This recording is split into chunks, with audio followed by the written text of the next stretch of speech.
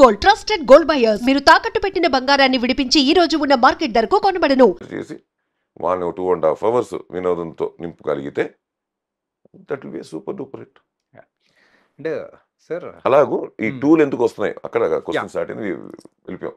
కొంత కొంత కొంతవరకు ఎలా చెప్పాలంటే స్వీట్ షాప్కి వెళ్ళంగానే స్వీట్ ఏమంటారు దాన్ని శాంపుల్ ఇస్తాడు. శాంపుల్ చాలా బాగుంది, 1 కిలో కొనుక్కుంటాం కదా. ఒక స్క్రిప్ట్కి 1 శాంపుల్ పీస్లో అవుతుంది. Okay, 2 will become the major part. Cinema 2 వస్తే బాగా ఉంటుంది అనుకున్నాడు అనుకోండి చాలుగా.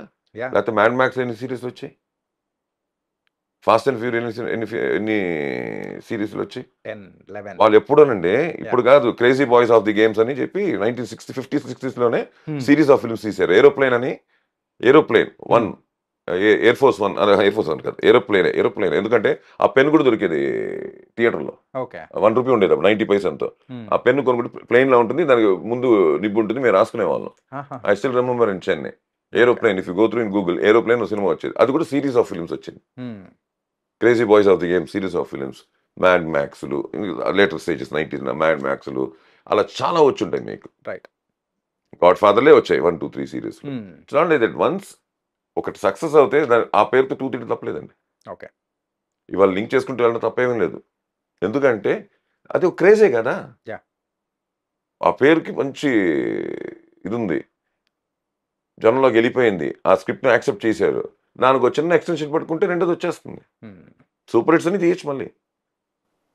మరి ఇప్పుడు మీరు చేస్తున్న మూవీస్ అనేది కూడా మొత్తం ఆ పార్ట్సే కదా సార్. KGF 3 కానీ, అఖండ కానీ, ఇలాంటివన్నీ అన్ని ఇప్పుడు అఖండ 2 చేస్తున్నాను, 100% కింగ్డమ్ 2 ఉంటుంది, డౌట్ లేదు. హరిహర విరములు 2 కన్ఫర్మ్ గా ఉంది. చెప్తున్నాను, జరుగుతాయి, ఇట్ హ్యాపన్స్. ఎందుకంటే ఇప్పుడు రెండు అవసరం లేదు దీనికి, ఒకటిలోనే ఫినిష్ చేయొచ్చు కదా అనేవాళ్ళు ఉంటారు. విమర్శనం ఉండే ఉంటుంది, దానికి మనం ఏం చేయలేము. కాకపోతే ఇంకెంత కథ ఉందో వాళ్ళకి తెలియదు కదా.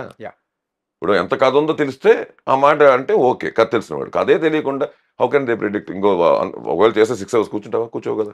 డబుల్ ఇంటర్వ్యూలు ఒప్పుకోరు కదా. ఇప్పుడు ఇవాళంతా టెస్ట్ మ్యాచ్ ఎవరు చూస్తున్నారు? 2020 అంతే కదా.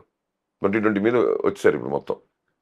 అలాగూ నిజంగా ఒకసారి స్క్రిప్ట్ అడుగుతుంది, ఒకసారి క్రేజ్ అడుగుతుంది. ఇంగ్లీష్ వాడు ఉన్నాడు కదా, వాడు ఏం చేస్తాడు, స్క్రిప్ట్ దాచుకోడు, క్రేజ్ ఎక్స్ప్లైట్ చేసుకుంటాడు. ఈ కంట్రీ జరిగిందా వేరే కంట్రీ షిఫ్ట్ చేస్తాడు కదనే, అదే టైటిల్ ఉంటుంది. 2 అంటాడు, 3 అంటాడు, 4 అంటాడు, 5 అంటాడు, కంట్రీలో ప్లేస్ మారుస్తుంటాడు, యాక్టర్ మారిపోతుంటాడు, ఏదో చేసుకుంటూ వెళ్ళిపోతుంటాడు. పేరు మాత్రం వదలడు. Chain of that name will be there. అది ఈవిల్ డెడ్ అవని, ఎగ్జాసిస్ట్ అవని ఎన్ని సినిమాలు రాలేదు. అలాగా ఫైనల్ డెస్టినేషన్ ఎన్ని వచ్చాయి సిరీస్లు. అలా మీరు ఇఫ్ యూ టేక్ ఇంగ్లీష్లో అది వాళ్ళకి రెగ్యులర్, వాళ్ళకి కొత్త కాదు. అది అయిపోయిన సినిమాకి వచ్చిన టిప్పును ఒక లింక్ పెడతాడు, హిట్ అవుతే 2 తీస్తాడు. అలాగే మీకు ఇంగ్లీష్లో చాలా సినిమాలకి 2కి లీడ్ ఇచ్చి తీని సినిమాలు చాలా ఉన్నాయి. ఎందుకంటే వాళ్ళకి వర్కౌట్ అవ్వక, కథ రాక,